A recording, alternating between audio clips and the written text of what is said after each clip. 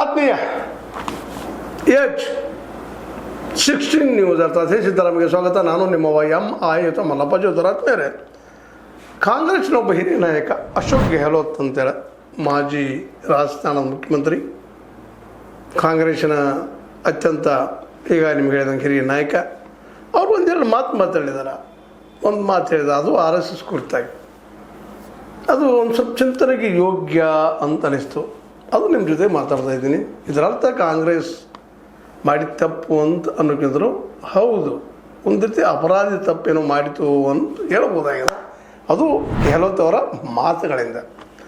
ನೋಡಿರಿ, ಮೊದಲೇ ಅವರು ಹೇಳ್ತಾ ಇದ್ದಾರೆ, ಕಾಂಗ್ರೆಸ್ನ ಮೃದು ಧೋರಣೆ ಇಂದಾಗಿ RSS ಈ ಮಟ್ಟಕ್ಕೆ ಬೆಳೆದಿದ್ದು 100 ವರ್ಷ ಪೂರೈಸಿದೆ. ಈ ಕಾರಣಕ್ಕೆ ಅವರು ಅಥವಾ ಅದು ಪಕ್ಷಕ್ಕೆ ಋಣಿಯಾಗಿರಬೇಕು. RSS ನಮ್ಮ ಪಕ್ಷಕ್ಕೆ ಋಣಿ ಆಗ್ಬೇಕು. ಯಾಕಂದ್ರೆ ಬೆಳೆಯಲಿಕ್ಕೆ ಬಿಟ್ಟದ ಅವರನ್ನು ಮೃದು ಧೋರಣೆಯಿಂದ ಅಂತ ಅನ್ಬೋದು ನೀವು. ಯಾಕಂದ್ರೆ ಕಾಂಗ್ರೆಸ್ಸಿಗರು ಅಂತೀರಿ, ಆದರೆ ನಿಂತು ಹೋರಾಟ ಮಾಡಿದ್ದು ಕಳೆದ 100 ವರ್ಷಗಳ ನಿರಂತರವಾಗಿ ಅಸ್ತು ತುಳಿಸುವುದು ಸಣ್ಣ ಮಾತಲ್ಲ. ಹೌದು, ಕಾಂಗ್ರೆಸ್ ಮೃದು ಧೋರಣೆ ಇರ್ಬೋದು. 1925 ಸ್ಟಾರ್ಟ್ ಆಗ್ತದೆ. ಇದು ಸ್ವತಂತ್ರ ಸಿಗ ಪೂರ್ವದಲ್ಲೇನ ಆಗಿರಲಿತ್ತು ಕಾಂಗ್ರೆಸ್ಸಿಂದು.